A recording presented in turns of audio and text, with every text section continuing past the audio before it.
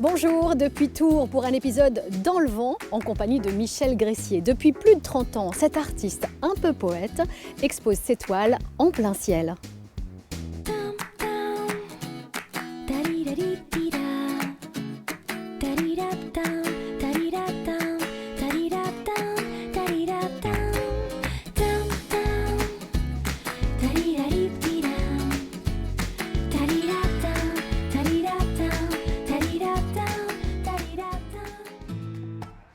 Il faut suivre le vent et ses drôles de cerfs-volants pour trouver Michel Gressier.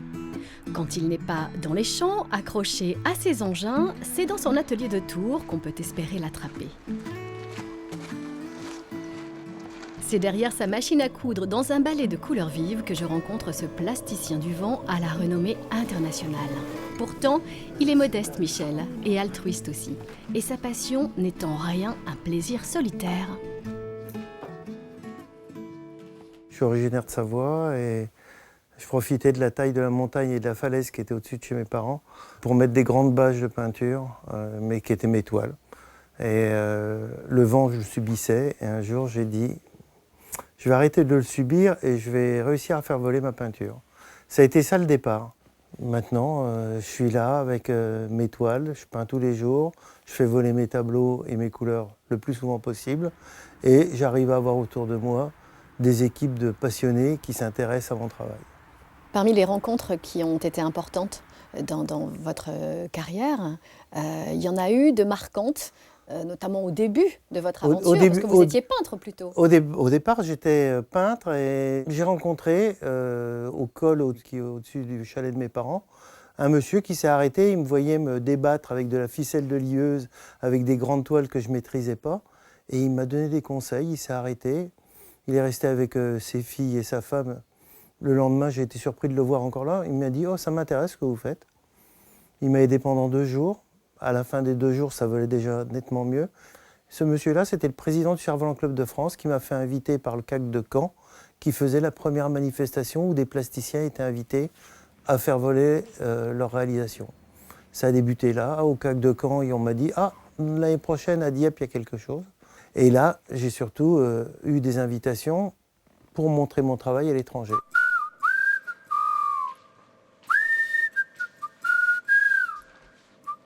Tout le monde fait du cerf-volant dans le monde. C'est un objet universel. Et je peux dire que pour moi, c'est le bonheur. Je me partage entre ma peinture, entre mes cerfs-volants, entre mes mécanismes qui tournent autour du vent, et entre les pavois et les grosses couronnes que j'ai inventées, qui me permettent de faire le tour du monde. La vie est belle. Parmi les gens qui ont compté, qui vous gardez? Alors ça peut aller de gens que j'ai rencontrés qu'une fois et qui ont fait un petit cerf-volant de papier. Une rencontre dans le Gujarat, à Ahmedabad, des gens que j'ai rencontrés dans la campagne avec qui j'ai partagé un moment de cerf-volant parce que le vent était bon, la lumière était belle. Et je me suis dit, c'est une journée magique. Dans les rencontres exceptionnelles, il y a André Cassagne. C'est quelqu'un qui avait une inculture artistique géniale. Mais qui était un bricoleur de génie. C'est lui qui a inventé le télécran. Et ce monsieur-là, avec l'argent tiré des royalties de son invention, c'est lui qui m'a mis le pied à l'étrier. Et je peux dire que grâce à lui, j'ai pu faire ça d'une manière professionnelle. Comment il vous a aidé concrètement? Concrètement, c'est un festival de Dieppe, je lui ai parlé de ça. Il m'a dit... Quel est le souci? Je dis, je sais pas comment remplir le frigo. Il me dit, tiens, là, un chèque, tu rempliras le frigo. Après, à Noël, il m'a dit, c'est les étrennes. À la Chandeleur, il m'a dit, je te donne pas un louis d'or, je te remplis le frigo. Et pendant 1 an, il m'a soutenu, aidé et tout. Et quand j'ai commencé à voler de mes propres ailes et que j'ai voulu lui rembourser, il m'a dit, non, hors de question. Maintenant, tu fais. Et puis tu continues à faire. Donc on a toujours eu des échanges comme ça, mais à chaque fois les rencontres ont été magiques. Alors ça peut être des rencontres de terrain ou des rencontres de passion. Là, alors je suis plutôt dans la partie artisan, parce que là c'est la partie réalisation, et c'est un peu toujours le souci qu'on a, c'est avoir des projets, de pouvoir les vendre avec une idée, et après de les réaliser. Et la réalisation, c'est toujours très long. En fin de compte, le travail, je l'imagine dans ma tête, je le réalise dans l'atelier, les premières réalisations que je faisais en grande échelle, je dessinais trop mes projets et après, je trouvais ça fastidieux, Trop laborieux. étriqué, vous aviez l'impression Et puis de... surtout, je voulais rester fidèle à l'idée de départ. Et je la dessinais beaucoup trop. Alors que maintenant, je ne suis pas l'artisan de moi-même. Quand je suis plasticien, je suis plasticien dans l'idée au moment où je la conçois, où je la vends. Et après, je ne m'ennuie pas quand je la réalise.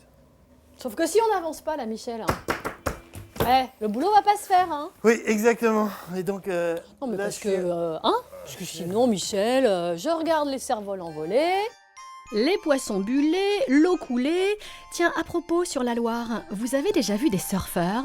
Plus précisément, des kitesurfers. Vous savez, ceux qui se font tirer par la force du vent, justement grâce à un cerf-volant. Bon, c'est pas les œuvres de Michel, mais c'est vraiment chouette. On vous emmène donc dans le Maine-et-Loire, près d'Angers, une petite bande de copains et y a trouvé le lieu idéal pour s'adonner à leur passion sur le fleuve. Être surfeur de Loire, c'est faire partie d'une même grande famille. Chacun y a sa place. Il y a Jean-Yves, le précurseur, et Sylvain, l'ingénieur.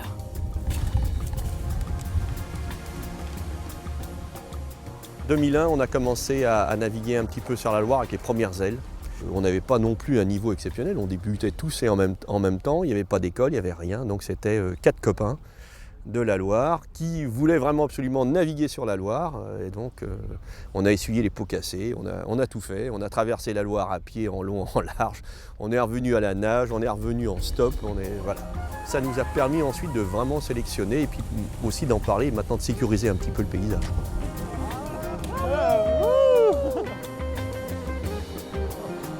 Je travaille pas très loin d'ici, en fait, je me permets de naviguer entre midi et deux. Pour moi, c'est un jeu. C'est pas vraiment un sport, c'est notre discipline, on va dire, mais bon, on devient addict assez vite. On regarde la météo tous les jours, on voit un arbre bouger, on a le sourire. Voilà, c'est génial.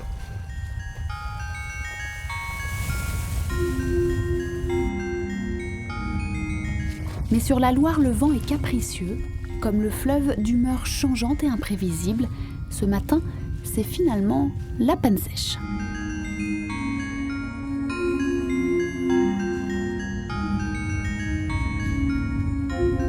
C'est pas terrible, parce qu'on n'a pas assez, on a 10 nœuds, c'est pas suffisant pour nous, il faut entre 11 et 12 nœuds.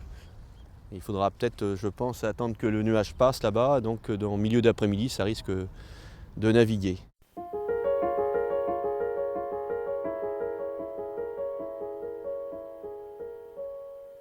Et c'est maintenant que Christophe rentre en jeu, car lui, dans la bande, est le guetteur. Direct, ça rentre. Ouais, Jean-Yves. Ouais, salut, c'est top, ouais, ça va. Ah ouais. Bah écoute, je t'appelle parce qu'a priori, là, ça bouge bien, ça a l'air d'être dans l'axe. Donc je pense que je vais bouger, puis que je vais aller faire un tour. Je suis pas du tout issu de la glisse proprement dit, c'est-à-dire pas du tout surf, planche, comme les trois quarts des gars en fait. Moi je fais du kayak, donc sur la Loire, et en habitant donc sur le spot. Quand j'ai commencé à voir des gars qui s'amusaient avec ça, j'ai dit tiens c'est marrant, voilà. Puis en fait je suis arrivé là-dedans comme ça. C'est quand même assez extraordinaire de se sentir glisser sur l'eau juste à la force du vent. Et à l'inverse de la planche à voile, on n'a pas de voile, on n'a rien, et c'est vrai que du coup on a vraiment l'impression de glisser sur l'eau. C'est un sentiment de liberté, ça c'est clair. Voilà comment ça se manipule, c'est comme un volant. Si je tire avec la main de gauche, elle va vers le bas, vers la gauche. Si je tire avec ma main droite, elle va vers la droite. Voilà, comme une voiture, vous voyez, ça se manipule, voilà, comme un vélo. C'est tout, voilà. Donc c'est très très simple en apprentissage. Il faut savoir qu'en une semaine, la personne part et revient et est presque autonome. Donc après nous, ici sur la Loire, on leur explique un petit peu comment les points de danger, ce qu'il faut faire et pas faire. Et à partir de ce principe-là, ça y est, ils peuvent naviguer.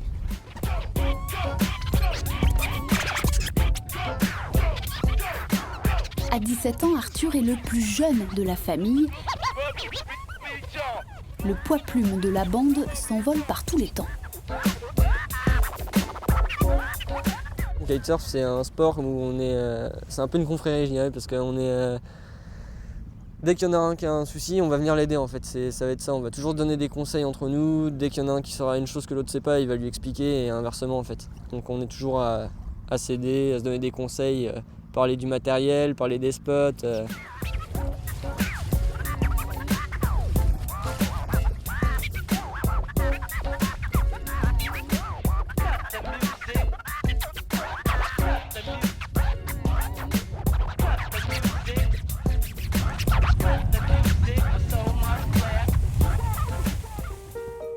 Après les arts décoratifs de Grenoble, les beaux-arts de Marseille et puis l'école Boulle à Paris, Michel est arrivé en Touraine. Cet homme des montagnes s'est laissé apprivoiser par la Loire.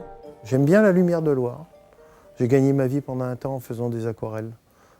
C'est ce qui m'a permis aussi de faire des choses. Donc le paysage de Loire me plaît, de la Vienne, la Creuse, tout ce bassin-là. Et voler dans le lit de la Loire, c'est très bien parce que le vent y est assez régulier. C'est pas un vent aussi facile que sur le bord de la mer, c'est pas du lamière.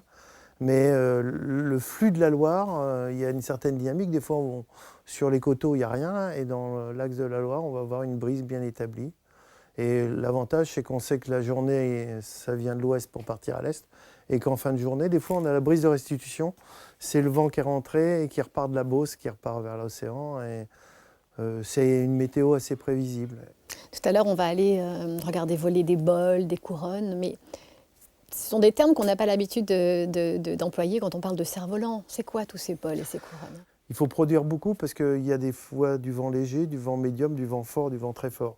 Donc vous ne produisez pas une gamme de cerfs-volants, mais vous produisez déjà pour à peu près ces 4 catégories de vent. Après, il y a une deuxième chose, c'est qu'en fonction de ce que vous avez fait avant, vous avez envie de faire plus grand, plus petit, plus... Donc vous êtes toujours en train de produire. Et donc moi j'ai une corpulence de sculpteur, j'aime bien être avec les éléments.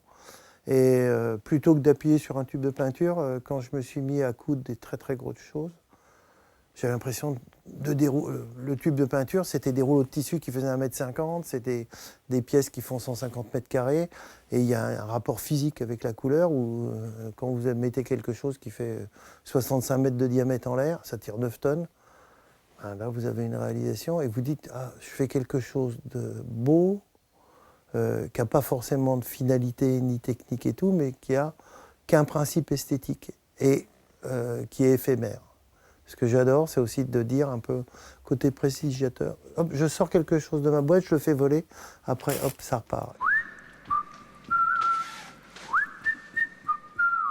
C'est mes cerfs-volants peints que je trouve plus précieux, où là j'ai fait toute une série aussi de dagues, de plumes pour le ciel, pour écrire comme sur le nuage, où j'ai fait toute une série de fibules. Les fibules, c'est que j'avais imaginé que, vous savez, comme ce bijou qui va pincer la toge, que je ferais des bijoux suffisamment grands pour venir coincer au coin des cumulus. Et si on allait les voir de plus près, ces cumulus? Direction l'aérodrome de Montoire de Bretagne, près de Saint-Nazaire, où chacun peut s'essayer au vol libre et au saut en parachute. Faut juste sauter, quoi. Ouais, juste ça. Nous allons prendre cet avion, qui est un Cessna 207, turbine 420 chevaux. Le service à bord est inexistant, la décoration est minimaliste, le confort est spartiate, on sera assis par terre. Une note, juste une note d'humour pour dominer l'appréhension. Aujourd'hui, les candidats aux émotions fortes, si jeunes, la vingtaine tout juste passée. Quelle que soit la figure que l'on va exécuter, c'est-à-dire loupe, salto, tonneau, on ne sait pas, c'est un peu la découverte. Vous maintenez cette position, toujours le bassin en avant, les 2 jambes sous l'avion, enfin plus sous l'avion mais sur nos fesses à nous, et les mains ici, d'accord? À aucun moment quand on s'en va, vous nous mettez les jambes ou les mains pour vous rattraper, il n'y a rien à attraper, hein? D'accord?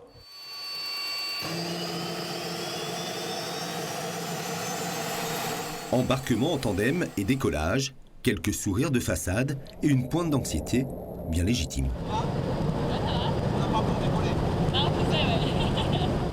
Il faut un quart d'heure pour monter à 3500 mètres d'altitude.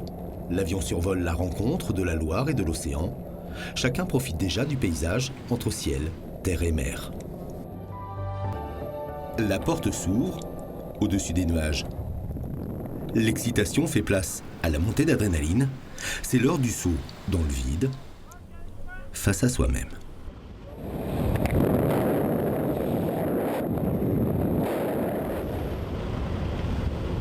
Il y a juste une appréhension, une boule au ventre quand, enfin pour moi ça a été quand la porte s'est ouverte et on prend tout le vent dans la tête et là on fait c'est bon on y va quoi, go.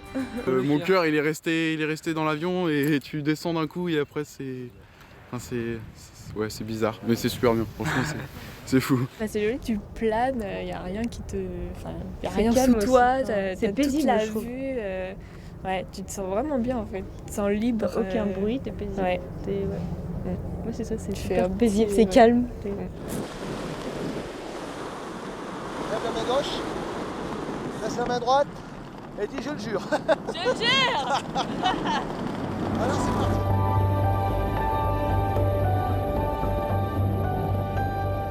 On a une super belle vue même. Enfin, le pont, on voit la mer, on a même Noirmoutier, l'île Dieu. Donc ouais, c'est magnifique, franchement, c'est super joli. Tu vois le nuage qui passe en dessous, enfin c'est. Oui, c'est bah magique. voir le nuage qui arrive, ouais, mais c'est pas. Enfin, on sent rien quoi. Ça fait un gros, c'est un gros volume, t'arrives dessus. Et après à voilà. l'intérieur, ça se décompose à moitié, on voit à l'intérieur du nuage.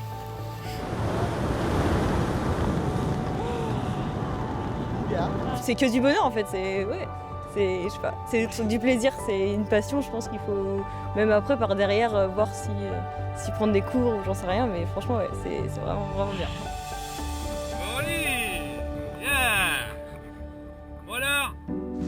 Retour sur le plancher des vaches, enfin jamais bien loin du ciel quand même, avec Michel et rarement tout seul. C'est bon. Otto son dada, surtout chez lui dans sa campagne.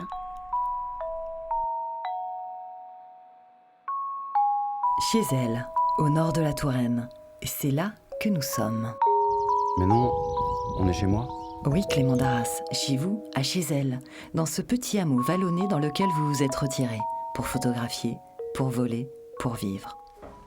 On n'est pas exactement chez moi. C'est la maison que j'habite et dans laquelle je travaille. C'était la maison de mon père, et donc dans laquelle il a construit un studio photo et un labo pour y travailler. C'est dans les premières sensations d'obscurité que j'ai connues, où j'écoutais le son du chronomètre au fond du labo. J'entendais l'eau quand ça lavait les pellicules, et puis je demandais à mon papa, j'étais dans le noir, du coup on voyait rien, on entendait. Puis je lui demandais, ça y est, c'est fini? Il me disait, non, je peux pas ouvrir la porte. Ah, mais je peux sortir. Il me disait, non, encore un petit peu dans le noir.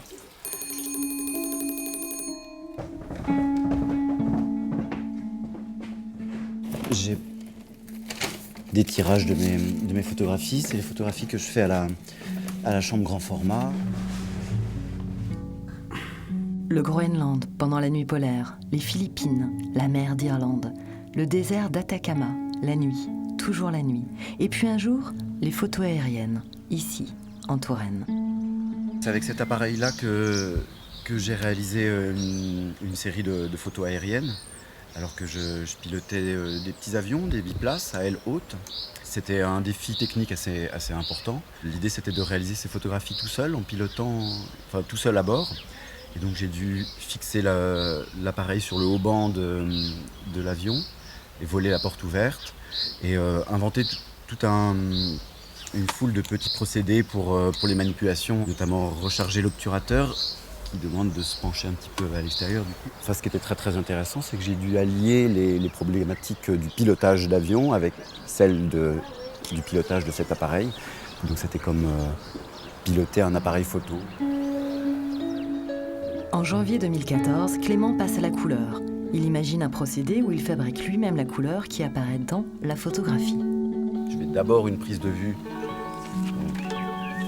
filtrée en rouge. Je fais une deuxième prise de vue filtrée en vert. Et je fais une troisième prise de vue filtrée en bleu. Il appelle son invention, finalement très proche des premières photographies réalisées en couleur en 1860, la trichromie. Cette technique demande de faire 3 fois la même photo.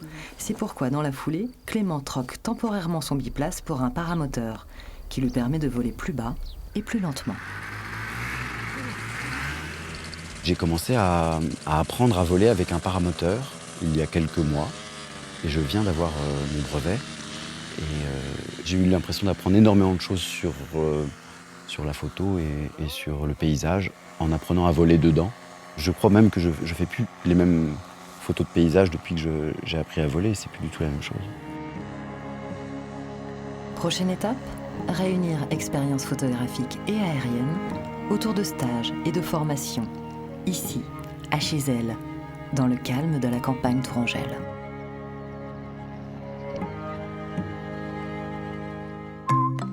Autre lieu, autre ambiance, chez Michel, mais toujours des yeux d'enfant quand il est face au vent. Qu'il peigne ou qu'il fabrique, ces machines à rêver, au mouvement incertain, il reste un artisan du vent.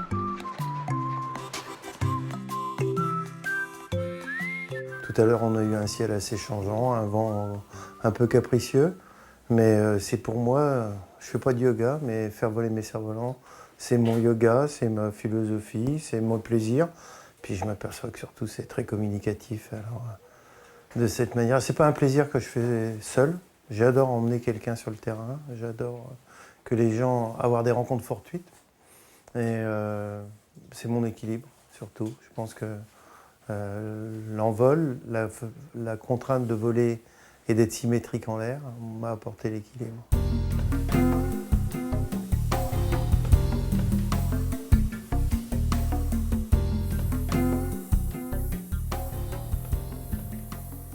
Ça, c'est vraiment l'outil avec lequel vous faites toutes les peintures de toutes les toiles, hein? Non, là, c'était parce que j'avais pas envie de poser un voile. Je peins beaucoup au pinceau.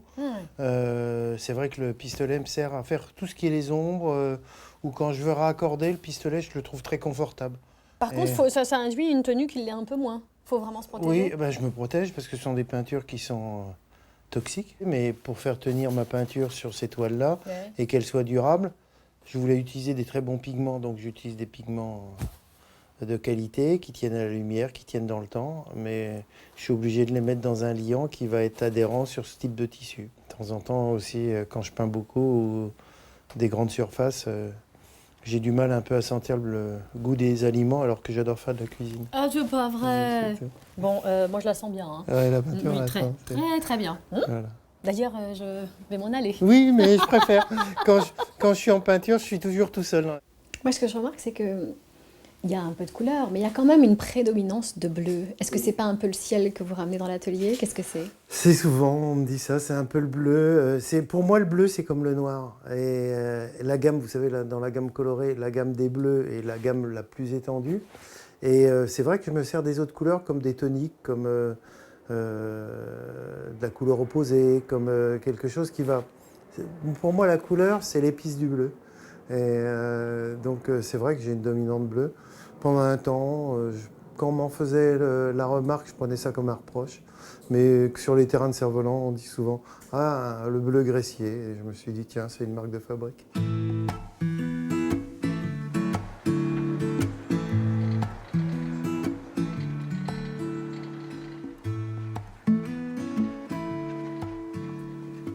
Voilà, c'est la fin de cet épisode autour du vent, de ce partenaire indissociable du travail de Michel Gressier. On se retrouve dès la semaine prochaine pour de nouvelles aventures en bord de Loire ou sûrement pas très loin.